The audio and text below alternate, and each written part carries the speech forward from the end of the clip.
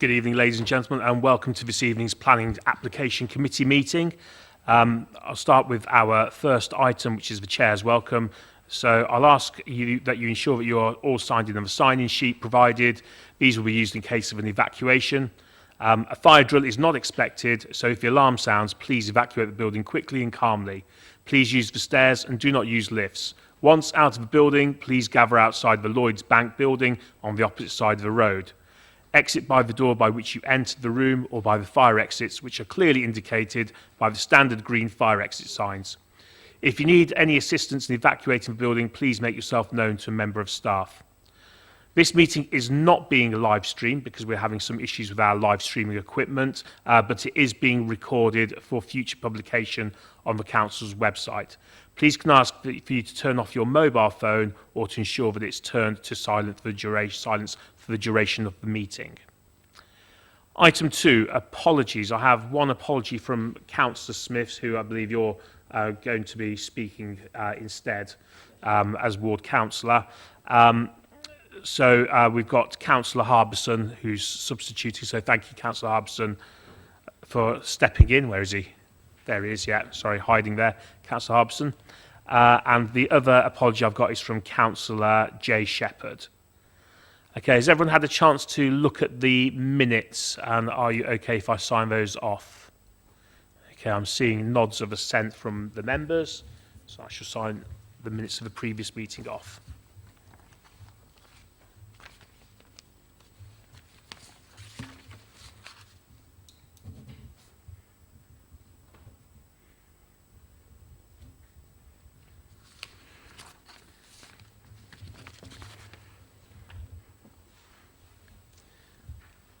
Item number 4, declarations of interest. Do any members have any declarations of interest which are not currently published? No. Okay. Declarations of contact. Okay, so I see a number of hands. Can I assume that we've all had some contact from the developers on this one?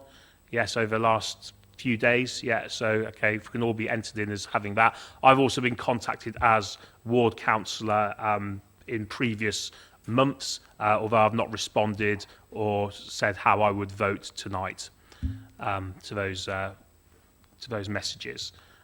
Any other declarations of contact? No? Okay, so we'll move on then to our first and only item then. So I'll hand over to Karina even. Thank you.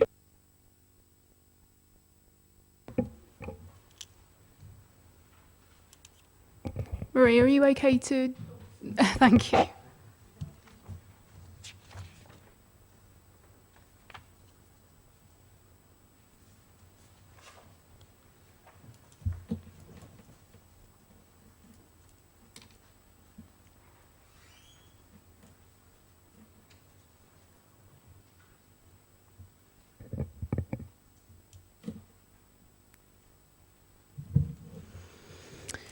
Thank you, Chair.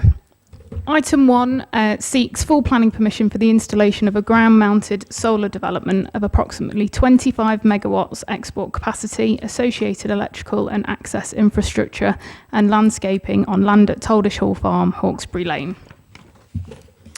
The site comprises approximately 35 hectares of land and is made up of 12 fields currently used for pasture and horse grazing. It's located in a rural location and within the green belt. Tall pylons and associated overhead lines cross the western part of the site. The topography of the land is generally flat in the southwestern area with a gentle slope to the east of the site. A public right-of-way crosses the site from Hawkesbury Lane through 2 fields to the south of the site. There are fishing lakes within close proximity of the site. To the north lies Hollyhurst Lakes and Hawkesbury Fishery, and another unnamed fishery lies to the south of the site. Planning permission is sought for a temporary operational period of 40 years. The development would be fully decommissioned and the land restored at the end of the temporary planning permission period. A detailed list of the proposed works is provided on page 16 of the committee report, and plans and other details of the scheme are provided at pages 56 to 64 of the agenda.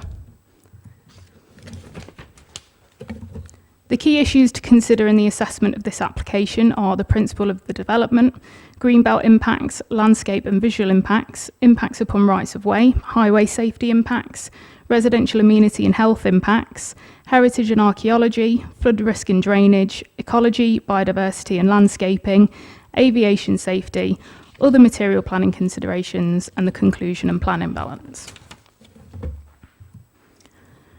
The principle of the development has considered 4 key matters: the site's location in the countryside, the site's location in the green belt, landscape and visual impacts, and the temporary loss of agricultural land. Policy BE2 of the Borough Plan is widely supportive of applications for renewable and low carbon energy. However, an assessment of the impacts upon the green belt, landscape and visual impacts, as well as the impacts upon the countryside and the temporary loss of agricultural land have all been assessed. Page 22 of the agenda sets out the reasons as to why it is considered that the development requires a location outside of the settlement boundaries. No unacceptable conflict with policy DS3 of the Borough Plan has been identified. With regard to the green belt, a detailed assessment has taken place. In summary, the proposal is inappropriate development, would by definition harm the green belt. It would result in encroachment and harm to the openness of the green belt in both visual and spatial terms. Accordingly, the proposal would conflict with the requirements of policy DS7 of the Borough Plan, as well as the guidance set out within the MPPF. This policy and guidance seeks to restrict inappropriate development in the green belt. All harm to the green belt carries substantial weight in the decision-making process. With regard to landscape impacts, the application has been supported by a landscape and visual appraisal, an LVA, which has considered the effects of the development on landscape character and visual amenity at completion, taken as year 1 when new planting is in place but not effective, and 15 years following completion when new planting would have matured sufficiently to be effective at screening the development. The full effects cited within the submitted LVA have been provided at pages 26 and 27 of the agenda. The Council has commissioned an independent review of the submitted LVA.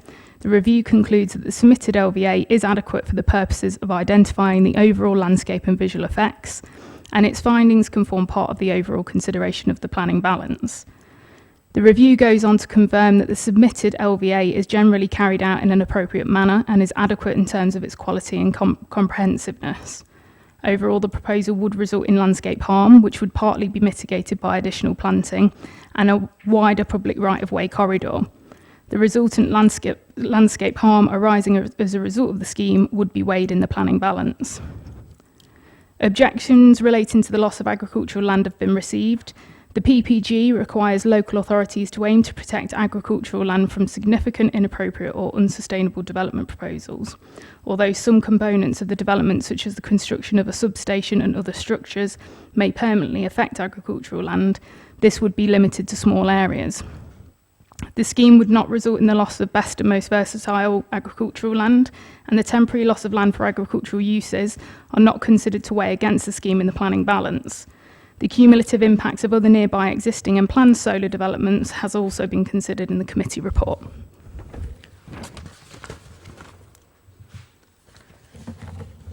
Page 30 of the agenda discusses the impacts upon public rights of way. There is a public right-of-way, PROW, B38, which crosses the site from Hawkesbury Lane through 2 fields to the south of the site under the existing pylons.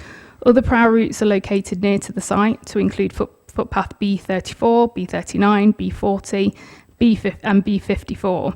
However, these footpaths do not dissect any of the fields within the application site.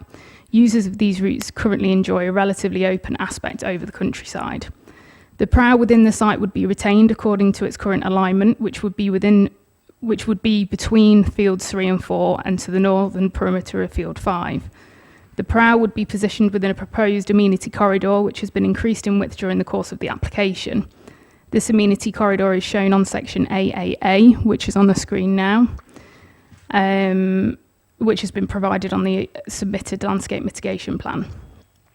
The amenity corridor would be around 6 metres in width, 3 metres either side of the PROW route.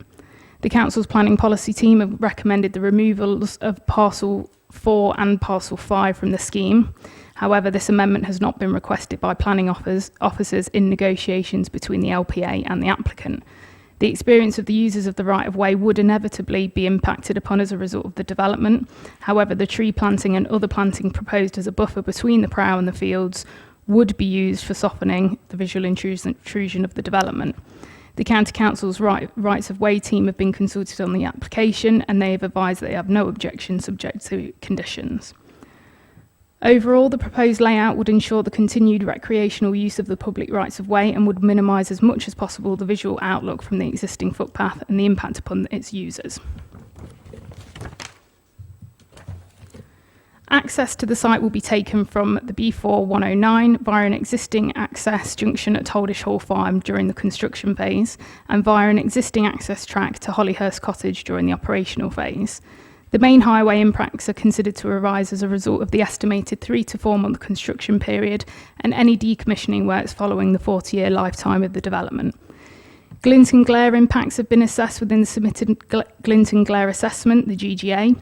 The GGA sets out that solar reflections are geometrically possible along 1.2 kilometres of the assessed 2.4 kilometre section of the B road.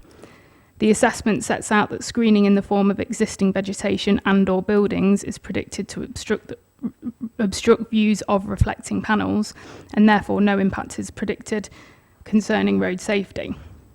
The County Highway Authority raised no objection to the application, subject to conditions to secure a construction traffic management plan and a decommissioning plan to be submitted to the Council for approval.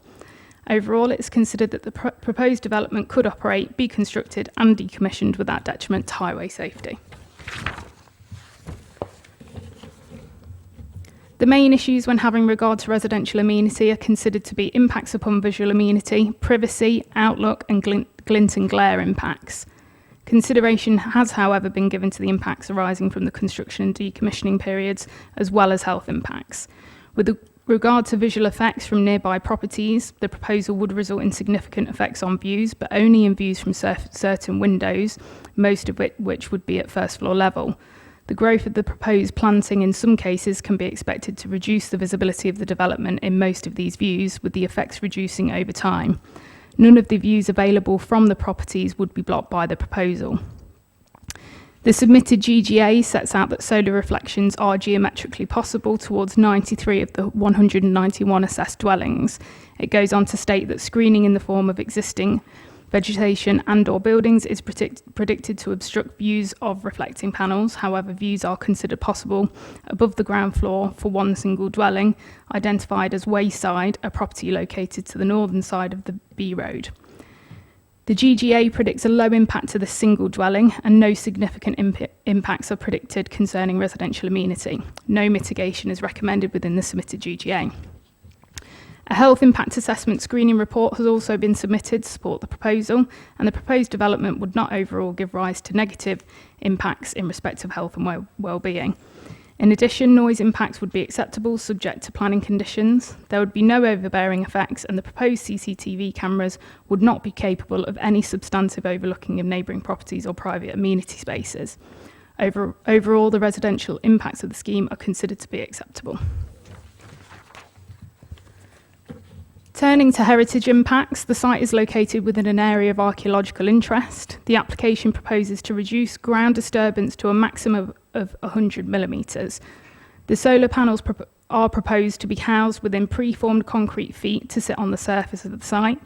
Cable trays will house all cabling, negating the need for cable trenches. Inverters and the substation will be constructed on preformed slabs delivered to the site. Construction compounds, site welfare and access tracks will be constructed on geotextile membrane above the surface. No objection is made by the county archaeologist, subject to conditions. The proposed development would be located within the setting of Toldish Hall and Toldish Hall Cottage, both Grade 2 listed buildings, as well as within the associated agricultural fields to the west of the heritage assets, which contribute to the appreciation of the listed buildings' form and function. Less than substantial harm has been identified to the setting of both of these heritage assets, and the application therefore results in conflict with the provisions of Policy BE4 of the Borough Plan 2019. An assessment of the public benefits should therefore be carried out as part of the overall planning balance in line with paragraph 202 of the MPPF. The submitted flood risk assessment identifies that the site is located within flood zone 1. A small proportion of the site is at low, medium and high risks of surface water flooding. The site features limited areas of impermeable surfacing. The development would utilise water management techniques to control runoff based on rural sustainable drainage systems. The County Flood Risk Management Team have been consulted on the application and have no objection to the application in terms of drainage and flood risk, subject to the imposition of conditions.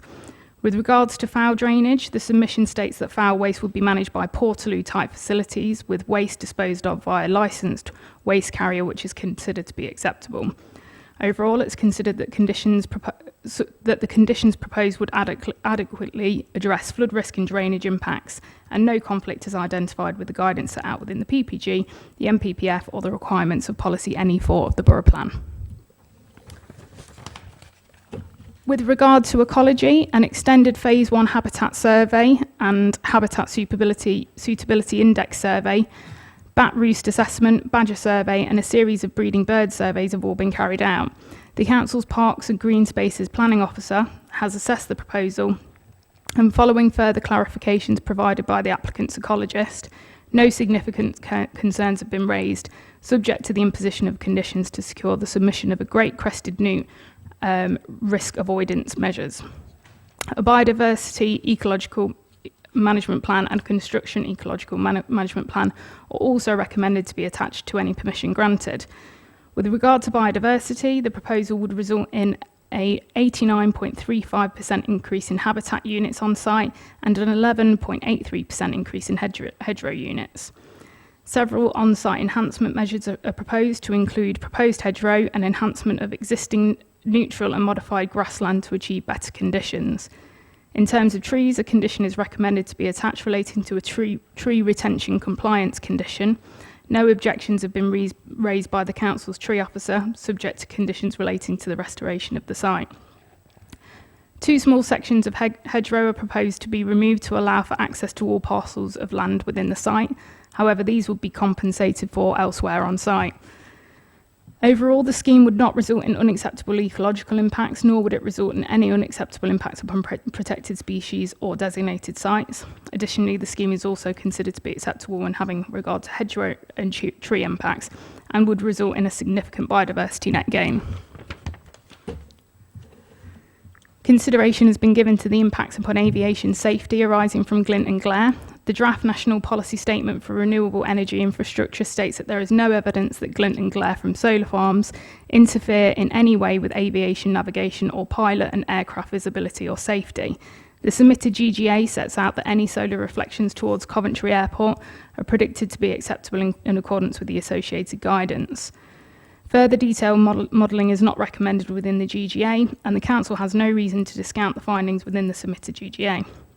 On this basis, there are no concerns in relation to aviation safety.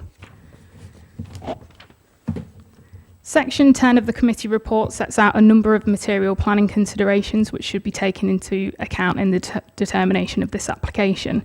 Such material planning considerations provided within the report should be read in full to understand the planning balance in detail.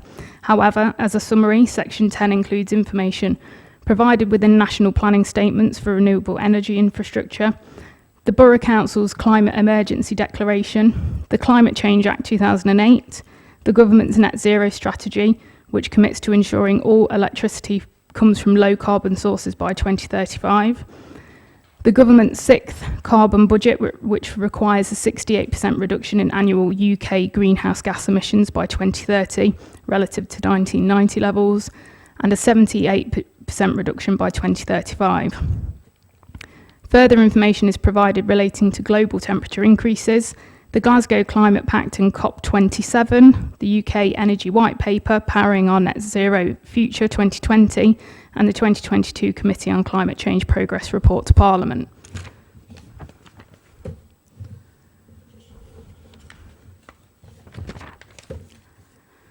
Turning to the conclusion and planning balance, the scheme would result in harm to the green belt from inappropriateness and the loss of openness to which substantial weight is afforded. In addition, the scheme would result in harm to the landscape and would convey visual harm to the area when having regard to the scale of the scheme, the findings set out within the submitted LVA, as well as the presence of public rights of way. Such harm, given the mitigation proposed in the form of planting, as well as the temporary nature of the proposal, should be afforded moderate weight against the proposal in the planning balance. The less than substantial harm arising to the setting of heritage assets would also need to be weighed against the public benefits of the proposal. Other matters identified raise issues that either result in no harm or raise technical matters which would be adequately addressed through the imposition of planning conditions to mitigate that harm. The proposed development would deliver a renewable energy facility that would create up to 25 megawatts of power.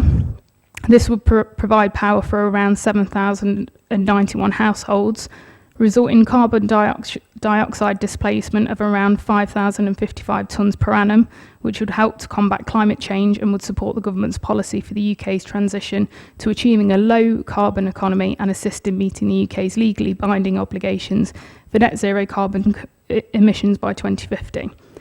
As the Borough Plan is seeking to deliver 14,060 houses up to 2031, the proposal would provide electricity for 7,091 houses, over half of the allocated housing in the borough, provided as a result of the council activities could be powered by the development. Alternatively, the electricity could be used to power the existing housing stock of the council. In addition, Policy BE2 of the Borough Plan supports a scheme which introduces renewable and low carbon technologies. With regard to the landscape impacts, it is noted that proposal would result in harm. However, there are other man-made interventions viewed within the context of the site, to include pylons and overhead lines. This feature enables the area to accommodate a degree of change. The MPPF identifies that renewable energy projects in the Green Belt will comprise inappropriate development. In such cases, developers will need to demonstrate very special circumstances, which include the wider environmental benefits associated with the increased production of energy from renewable sources. The benefits of renewable energy attract substantial weight in favour of the proposal.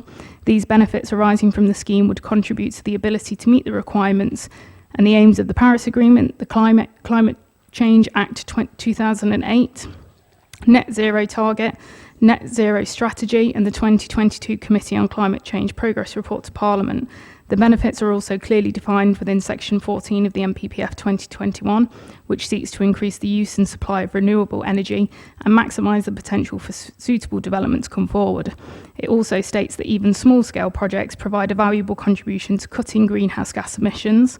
It's considered that the delivery of suitable renewable energy schemes is fundamental in facilitating the transition to a low-carbon future.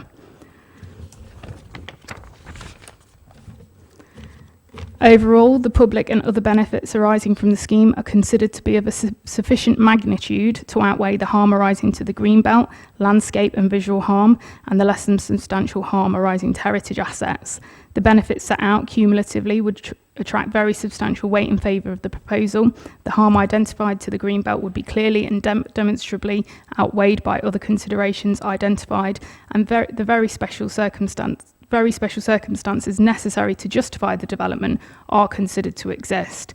On this basis, the proposal would satisfy the requirements of policies DS7 and BE4 of the Borough Plan and the National Planning Policy Framework. Overall, it's considered that the proposed solar farm would result in substantial benefit in terms of sustainable energy production, and it's considered that the various harms identified and the adverse impacts which would arise as a result of approving the scheme would be outweighed. As such, based on a planning balance exercise of positive benefits against the harms identified, it's considered that the scheme is acceptable and would represent sustainable development in accordance with the MPPF and the Council's development plan. For these reasons, it is recommended that planning permission be granted, subject to the imposition of conditions as printed. Thank you, Chair. Thank you very much, Karina. I've now got two speakers on this. So I'll go to the first one, which is Mr. Turner, who is the applicant. So, Mr. Turner, when you're ready, you have your 3 minutes.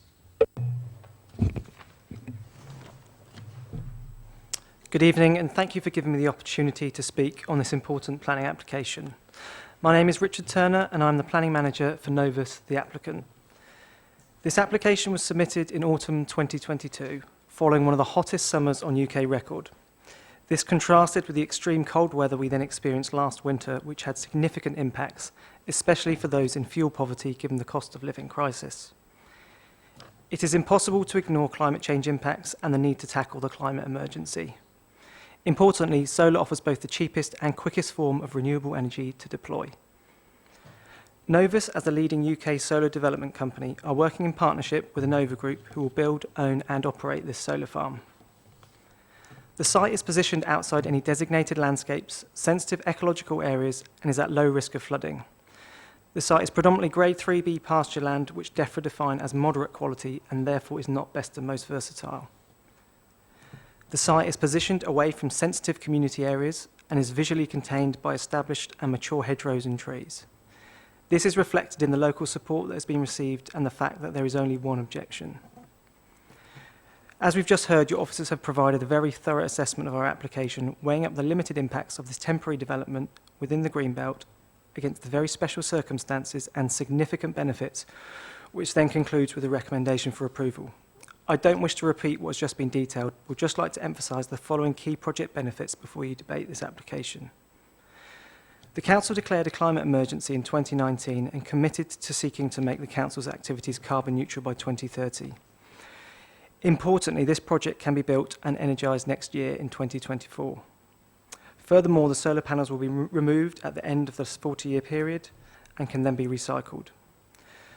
The project will provide the equivalent electricity to power 7,000 homes a year, and as Karina just mentioned, equivalent to more than 50% of the new homes that this council has committed to deliver within the development plan.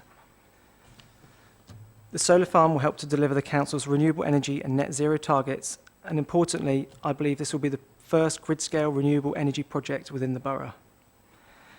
There will be significant habitat enhancement. The solar farm will deliver around 90% biodiversity net gain across the site, and this includes over 1,000 linear metres of planting. There would be continued agricultural co-use. This is not a choice between solar and agriculture. Here we have a project that can deliver both. The site would continue to be used for the grazing of livestock beneath and around the panels.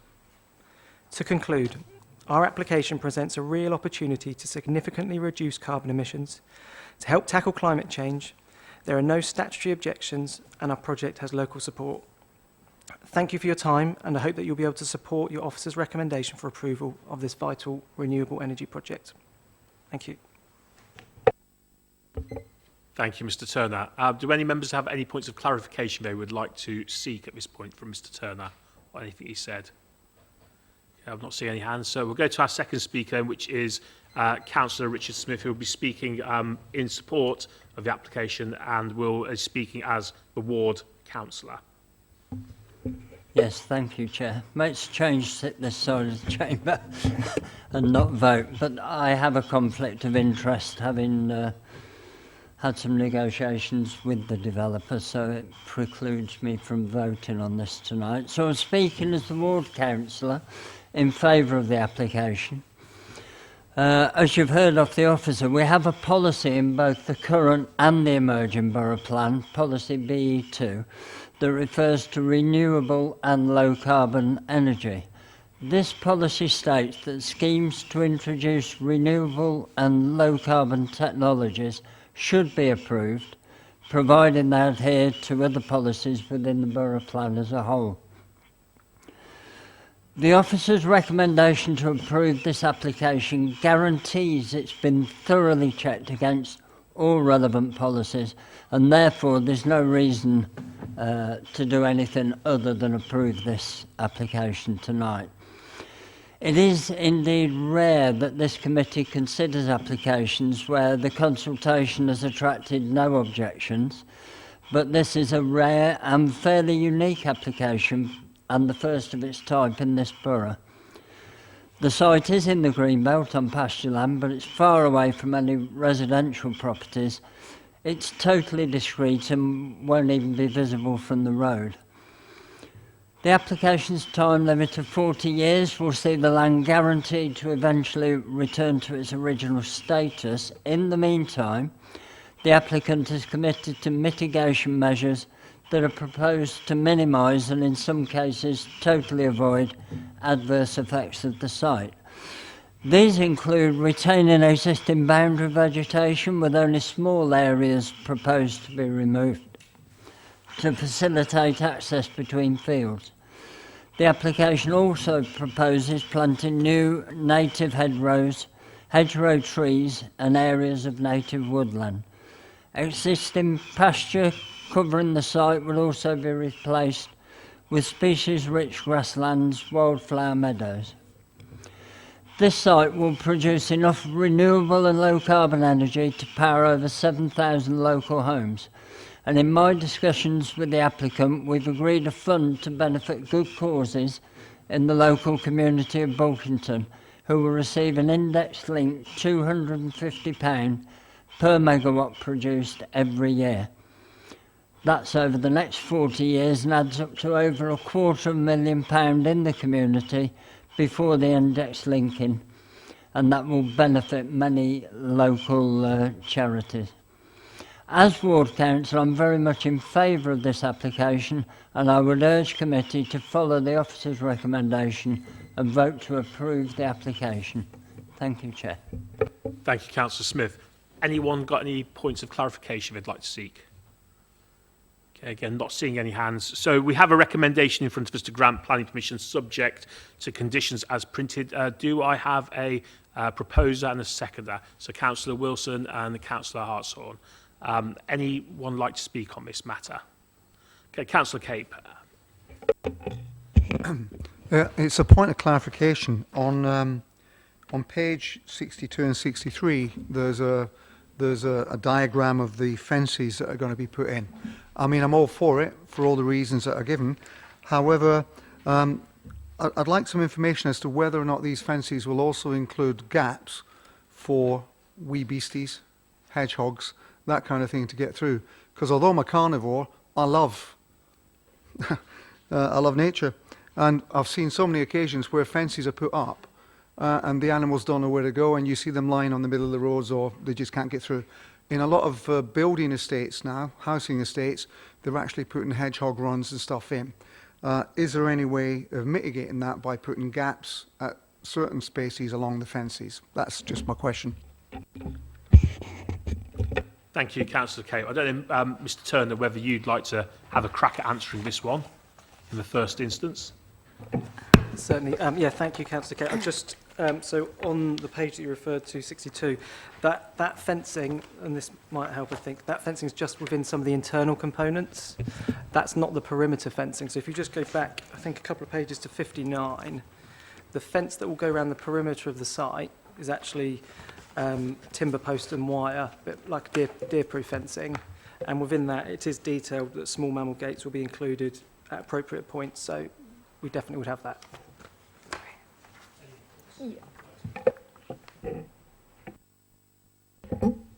Sorry, Councillor, just to confirm, condition 5, recommended condition 5 talks about how details of fencing need to be agreed. So notwithstanding the details that have been submitted to support the application, we've conditioned that all details need to be agreed. So it is something that we can secure under that discharge of condition application. Thank you. Okay, thank you. Councillor Hammersley. Thank you, Chair. Thank you, Mr Turner. Just a couple of things, if you can put your Mystic Meg hat on for the future.